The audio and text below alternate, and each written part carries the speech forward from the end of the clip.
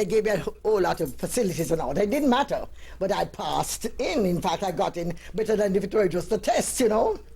Somebody, from the moment I entered RADA, I was in sort of good standing until the things that people are there studying like for 2-3 years for, like being part of working for the BBC and all that. Within the first 3 months of my being there, I had my own program on BBC, and all because I did my Jamaican thing, you know. I went to the BBC on the Christmas Day. They were inviting all the students from overseas to the general overseas place, student at BBC, to say, hello mama, hello papa, hello auntie, and that, to send little Christmas greetings along with the Queen's message. And all the others went on and said things like that. Oh, auntie, I wish I could see you, mama, I'm fine. And me go on and say, my darling friend, me journey and me catch a land and tongue. At Christmas time, a land and tongue, it cold, a land and tongue can't down. And I carried on with a lot of, so my dear, after the thing, the gentleman came to me and said, oh, Miss Bennett, I would like to see you tomorrow morning in my office. I said, where? He said, here at BBC. Turned out that this man is a general manager of the General Overseas. And he said, I wanted a program for the General Overseas. And I was not certain what form that program should take until you started to talk today. And I looked at the reaction of the students around. I said, this is the program. So tomorrow morning, would you come to see me? So the next morning, I went to his office at the BBC. And I left in an hour with a contract. And they asked me to name the program. I called the Caribbean Carnival. They gave me the Rudolph Steiner Hall, the BBC Variety Orchestra, and they asked me to name, you know, whatever. This was going to be and it was for 2 years, like a program where people come in, we have an audience in, and people come and they give tickets and all that, and so people come into the show.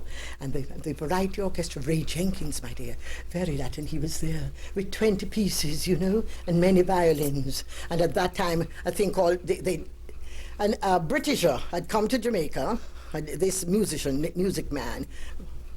Oh gosh, if they ever heard me calling this eminent person just a music man. He was, a great gentleman. He had come to Jamaica and heard this, our Mango Walk. And he did it and he arranged it and called it Jamaica Rumba. This was very popular in Britain and all over at that time, this Jamaica Rumba. And so I used that as the theme. I say, I want that as my theme song. So the Variety Orchestra, I can remember Ray Jenkins standing in front. The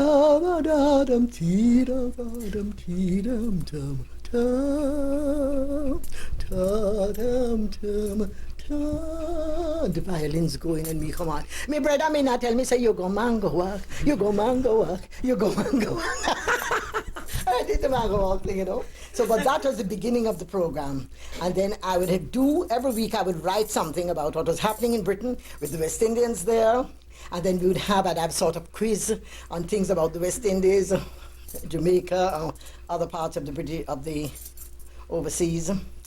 And the program was doing very well.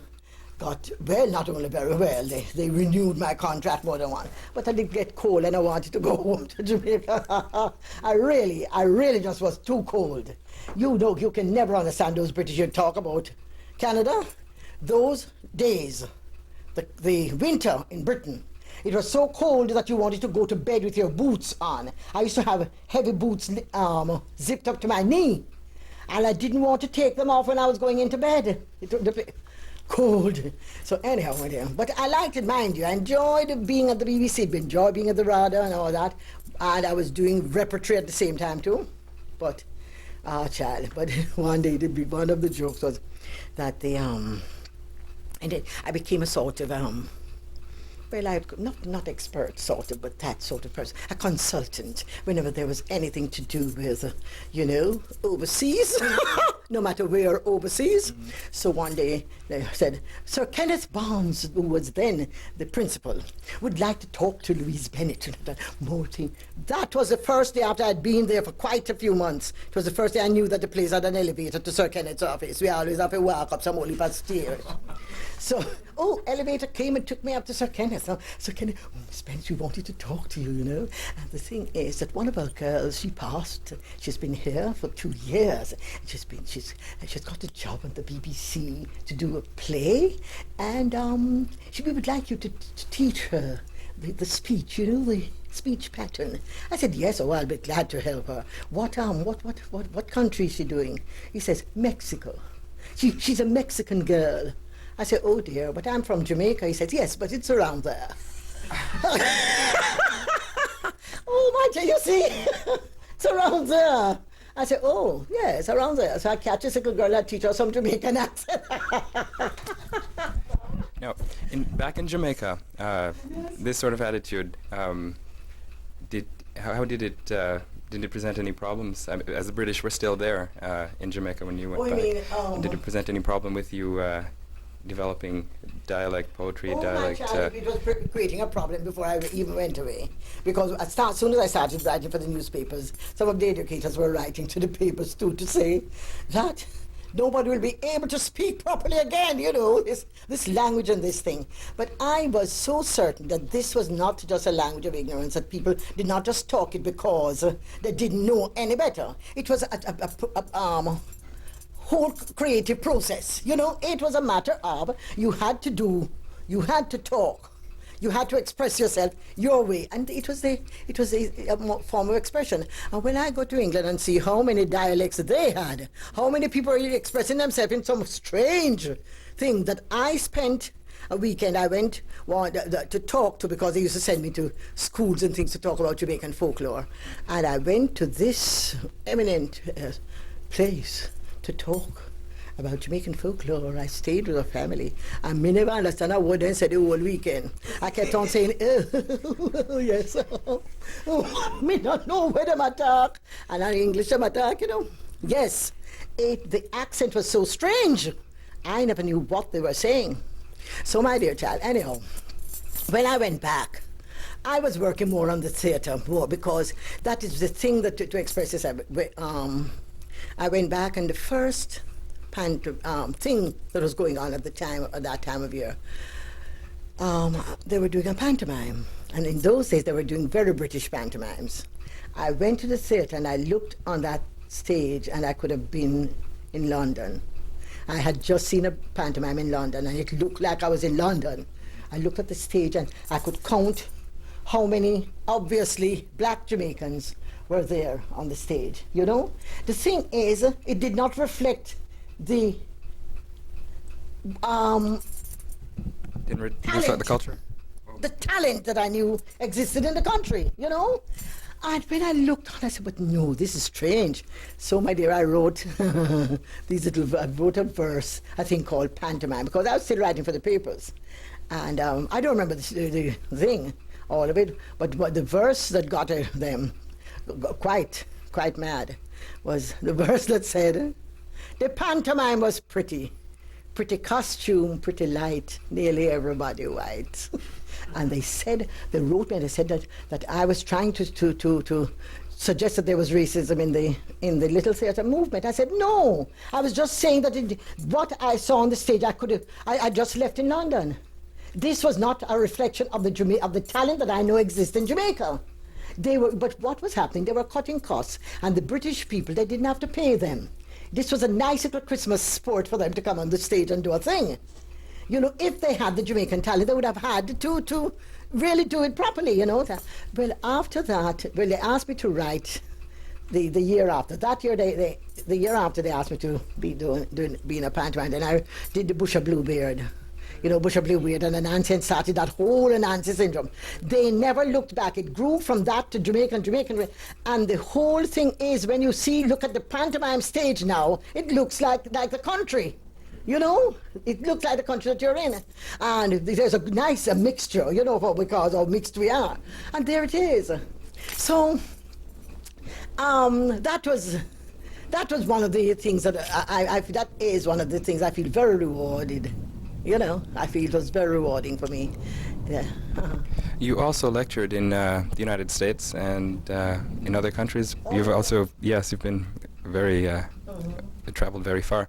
How has what they call dialect poetry been received there? And yeah. If I had known you were going to ask me that question, I'd just bring you a little thing. I don't know if I have it here, that I got from Jonesboro. I went to Jonesboro, and that's in Tennessee. They have the biggest festival of storytelling in America every year. They have been inviting me for 17 years, and I've never been. This year, they harassed me. They pressured me. They did everything. So I did go this year. And there were 6,000 and over people attending this festival. There were 6 black people. And there were, well, 8 because my husband and myself. But they were from all over the world. And the letter I just got back, I mean, the reception was warm and things. Mind you, I had to work twice as hard as if I had a purely or a mixed. If I have an audience with a, say I did something at the University of Philadelphia I did something, but that was the first. The year that Labrish was published, my book Labrish, they wrote me to say that they have a visiting poet every year and they would like me to be that for that year. And I say, I'm going to go there, go baffle them, and them now, no, what may I say? So anyhow, I go up on the stage, my dear child. And the theatre is a nice little theatre, and there were 600 people. There were 50 West Indians, and the rest of them were white Americans. And do you know, say, that after the third poem, the reaction, just, you know, so you just have to know how to sort of meet the thing. I got a letter from the Jonesboro people. I was saying, just the day when I was leaving, when I was coming here, that was yesterday, time and me. And they saying the sort of comments they've had and the reaction, and then they hope that I'll come back to the festival. So, but I've been doing this all over the world, you know, and it's 54 years. Do you expect the same sort of... I don't mean that I'm 54, you know. Do you expect the same sort of reaction here in Montreal? In Montreal, yeah. Oh. Tell you something. What happened? Them not talk Jamaican over here? Yeah, we have expatriates here as well. We know, man, of course. Well, let me tell you, the sort of reaction I get like in Toronto, if you have 20 Jamaicans in the audience, they can move 200 people like nothing happened, you know? If you have 20 Jamaicans and 200 extra, you know? But not just that. They do get it. I don't like to compromise too much because the whole thing is that I lose what I set out to do, because my whole thing is to show that the language is a form of expression, you know, that it is legitimate. These people, it's the way you're expressing yourself. You cannot say what you're saying in another language and it means the same thing. You look at translations, and they, no matter how well they translate, you never get the same feeling. I thought I knew French until I went to France. Went to school and studied French. Lord, me get all certificate, I can't tell you. And when we go to France, me dear, and the people them had cut the French, me don't know where them are said. Completely different. You know, because it's a language is a personal thing. The people express themselves in their language, you know. I went to a country first, and I'm going to tell you which country, and I'm very high official in the country where they talk, and I know who. And I'm listening, and this gentleman is talking. And I had an interpreter, and I said, I'm staring at this person. I said, please tell this gentleman that I'm very sorry to be staring like that. But I've heard such a lot about him, and it's the first time I'm seeing him. And all of a sudden, in the midst of my talking to the interpreter, I hear him say, I understand. I understand, but I am more comfortable in my own language.